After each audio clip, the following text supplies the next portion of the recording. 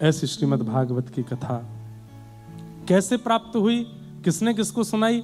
बोले कि सनक सनंदन सनातन सनत कुमारों ने सबसे पहले यह भागवत की कथा नारद जी को, भक्ति महारानी को केंद्र में लेकर के सुनाई।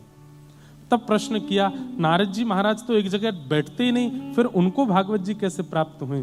तब बताया, एक बार की बात है कि नारद जी महाराज पृथ्वी पर भ्रमण करते हुए बद्रीनाथ पहुंचे।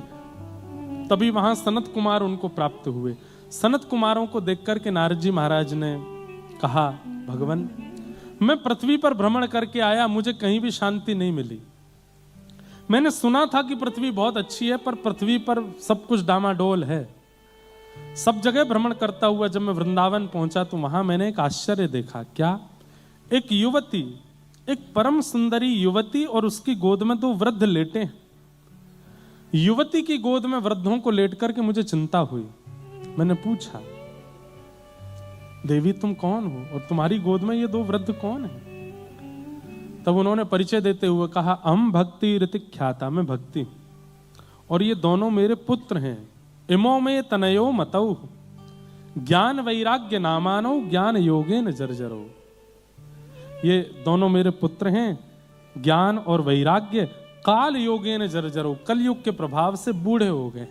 मैं युवा हूं, वृंदावन में भक्ति तो बहुत है। इसका मतलब यह नहीं कि वृंदावन में ज्ञान नहीं है, वृंदावन में वैराग्य नहीं है। भक्ति युक्त ज्ञान है, भक्ति युक्त वैराग्य है। वृंदावन का ज्ञान वैराग्य सामान्य रूप से नहीं दिखेगा। हमारे वृंदावन के संतों को आप देखेंगे, बरसाने के पूज्य श्री रमेश बाबा महाराज, पूज्य श्री विनोद बिहारी दास बाबा महाराज, वृंदावन के पूज्य श्री मलुकपीठ वाले महाराज जी, पूज्य केली कुंज वाले महाराज जी, पूज्य गोरीलाल कुंज वाले महाराज जी, पूज्य मोटे गणेश वाले महाराज जी, पूज्य सेवा कुंज वाले महाराज जी, कितने सारे संत हैं। उनमें ज्ञान नहीं है, खूब ज्ञान है, पर भक्ति प्रधान है, ज्ञान प्रधान नहीं है। जिसका ज्ञान प्रधान होता है उसकी वाणी, उसकी क्रियाकलाप सब में ज्ञान प्रदर्शित होता है, और जिसकी भक्ति प्रधान होती है उसकी हर क्रिया में भक्ति छलकती है।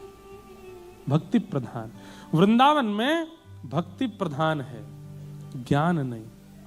वृंदावन में भक्ति प्रधान है, वैराग्य नहीं। वृंदावन में वैरागी भी आनंद करते हैं। वृंदावन में वैराग्य धारण करने वाले भी कभी कभी सिर पर चुनरी ओढ़ करके नृत्य करते हैं।